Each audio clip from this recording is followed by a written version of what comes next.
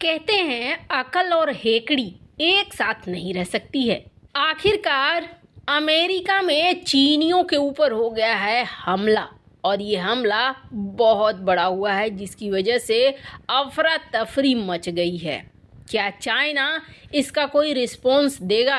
क्या बदले की कार्रवाई करेगा चाइना? तो वहीं आखिरकार बांग्लादेश ने रूस को मना क्यों किया? जानेंगे भारत का इसमें क्या रोल है।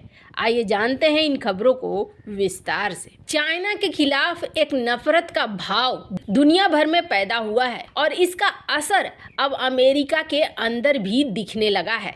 ये जो स्क्रीन पर मैप देख रहे हैं, ये एक मोंटेरो पार्क नाम की जगह है लॉस एंजल्स में। ये एक शहर है जो लॉस एंजल्स से करीब 7 मील की दूरी पर है और यहाँ की आबादी करीब 60,000 है। इलाके में लगभग 65% एशियाई अमेरिकी और 27% लोग लैटिन समुदाय के हैं।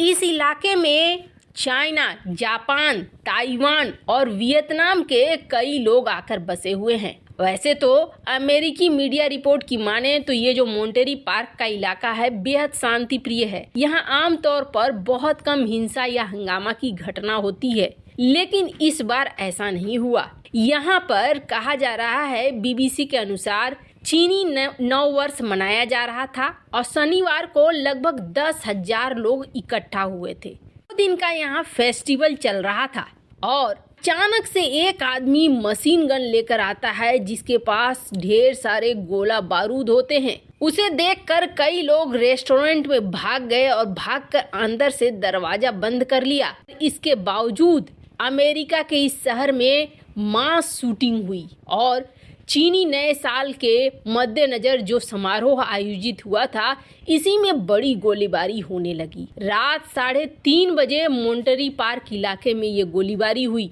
कहा जा रहा है कि कम से कम 10 लोगों की मौत हो चुकी है, 19 लोग घायल हैं। हालांकि पुलिस अभी तक इसके बारे में कोई बहुत जानकारी नहीं दे रही है, लेकिन माना जा रहा है कि मोंटेरो पार्क में बहुत बड़ी संख्या में लोग इकट्ठा हुए थे और जरूर ये जो संख्या होगा ये संख्या बढ़ेगा।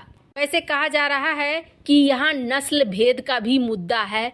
अब क्या है मामला, पूरी डिटेल अभी निकल कर आई नहीं है। यहाँ पर अलग अलग मीडिया संस्थानों ने इसके बारे में रिपोर्ट देनी शुरू कर दी है और जिसमें यही बताया गया है कि स्थिति यहाँ पर उस दिन बेहद खराब हो गई। अब कहा जा रहा है जिस बंदे ने शूटिंग की है वो भी एशियन मूल का ही कोई बंदा है, यानी चाइना, ताइवान, इनमें से ही किसी एक का है, पर अभी तक एकदम से कंफर्मेशन निकलकर सामने नहीं आई है। स्क्रीन पर आप इमेज वगैरह देख सकते हैं। यहाँ पर बहुत ज़्यादा एक्शन में आ गई है पुलिस वगैरह और जो स्थिति है वो स्थिति कंट्रोल में तो है, पर कितने लोग मारे गए हैं ये कहना मुश्किल है। बहुत सारे लोग तो भाग भाग कर अपनी जान बचाने के लिए रेस्टोरेंट के अंदर छिप गए। हालांकि अमेरिका में ये घटनाएं बहुत ज़्यादा इन दिनों बढ़ गई है। कभी स्कूल में ओपन फायरिंग हो जाती है तो कभी सार्वजनिक जगहों पर। अमेरिका को अब एक ऐसा नियम लाना चाहिए कि लोग इस तरीके से खुले में हथियार लेकर न घूम सके। जब तक ये सब कुछ नहीं किया जाएगा तब तक अमेरिका में इस तरह की घटनाएं होती ही रहेंगी। खैर, जहां एक तरफ ये सब कुछ हो रहा है तो वहीं दूसरी तरफ चाइना, अमेरिका, रूस, बांग्लादेश, भारत, ये 4 देश और इन 4 देशों के बीच बहुत सारी चीजें चल रही हैं। हमने ये देखा कि अमेरिका और रूस के राजदूत एक दूसरे से आमने सामने भिड़ गए और ये भिड़ंत हुई है बांग्लादेश के अंदर, जहां अमेरिका ने दौरा किया था एक नेता का जो कि विपक्षी दल का नेता था। और आपको बता दें बांग्लादेश में इस वक्त बहुत ही स्थिति गड़बड़ वाली है। पीएम शेख हसीना के खिलाफ बहुत सारे कट्टरपंथी लोग एकजुट हो रहे हैं और ऐसे में विपक्षी दल भी एकजुट हो रहा है। हाल में एक बड़ा प्रदर्शन भी हुआ था और तब अमेरिकी राजदूत का विपक्षी दल के नेता के घर जाना यह सचमुच में मामला भड़काने वाला था। अमेरिकी राजदूत ने जब ऐसा किया था तो रूस के राजदूत की तरफ से ये कहा गया था कि अमेरिका हमेशा दूसरे देशों के बीच में आंतरिक मामलों में घुसने की कोशिश करता है और यही बांग्लादेश के अंदर भी कर रहा है अमेरिका। खैर, रूस और अमेरिका के बीच में ये लड़ाई अभी चल ही रही थी कि बीच में चाइना की भी एंट्री हो गई है। और देखिए, चाइना में नए विदेश मंत्री बने हैं क्वीन गैंग। वैसे तो चाइना में नियम ये है कि नया विदेश मंत्री जैसे ही आता है वो सबसे पहले अफ्रीकी देश की यात्रा करता है, लेकिन नहीं, 10 जनवरी को ये जो नए नए फॉरेन मिनिस्टर बने हैं ये पहुंचे ढाका और इन्होंने सबसे पहली ट्रिप ढाका की। 32 साल पुराना अपना नियम तोड़कर ये अफ्रीका नहीं बल्कि बांग्लादेश पहुंचे और बांग्लादेश के फॉरेन मिनिस्टर अब्दुल कलाम अब्दुल मोमेन से पहली बार मिले। अब समझ सकते हैं आप कि यहाँ चाइना की रुचि इतना ज़्यादा क्यों है। चाइना की रुचि कई वजहों से हो रही है। एक तो यहाँ अमेरिका रूस की भी एंट्री है, तो दूसरा वहीं भारत का भी प्रभुत्व है यहाँ पर और भारत का भी प्रभाव है। चाइना अपने हितों को साधने के लिए बांग्लादेश में घुसना चाह रहा है क्योंकि हाल ही में बांग्लादेश और भारत के बीच में नॉर्थ ईस्ट को जोड़ने वाले ट्रांसपोर्ट का शुरुआत हो चुका है और भारत अब यहाँ से बहुत आसानी से मोंगला पोर्ट के जरिए अब नॉर्थ ईस्ट के राज्यों से जुड़ रहा है।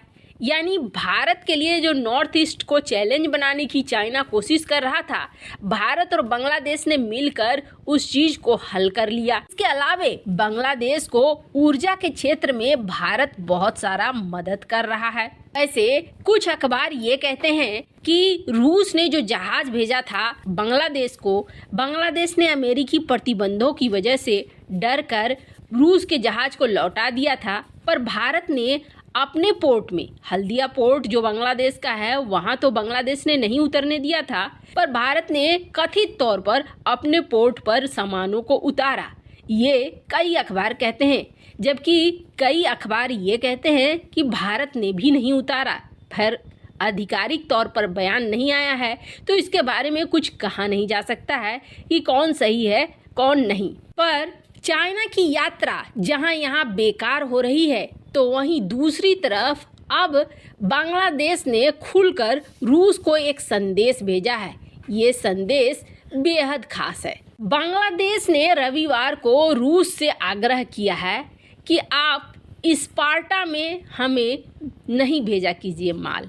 अब बात क्या है तो आपको बता दें, दरअसल बांग्लादेश ने ये कहा है कि अमेरिका ने जिन जहाज कंपनियों पर प्रतिबंध लगाया है ना, उन जहाज कंपनियों को छोड़कर किसी भी और जहाज के माध्यम से आप हमें कार्गो भेजिए, पर उन जहाज कंपनियों का इस्तेमाल मत कीजिए। हम उन रूसी जहाज़ों को स्वीकार नहीं करना चाहते हैं जिन पर अमेरिकी प्रतिबंध लगे हुए हैं। हम किसी के साथ अपने संबंध को खराब नहीं करना चाहते हैं। दरअसल रूस के जहाज स्पार्टा 3 कार्गो को उतारने के लिए 24 दिसंबर को मोंगला पोर्ट में भेजा गया था, पर इसे डॉक करने से बांग्लादेश ने इनकार कर दिया था। अब इस जहाज को कहा गया है ये जहाज प्रतिबंधित सूची में है, उर्सा, मेजर या स्पार्टा, इन्हें आप न भेजिए। ठीक है, वैसे आपको क्या लगता है, क्या बांग्लादेश ने सही किया या नहीं? कमेंट कर अपनी राय जरूर बताएं।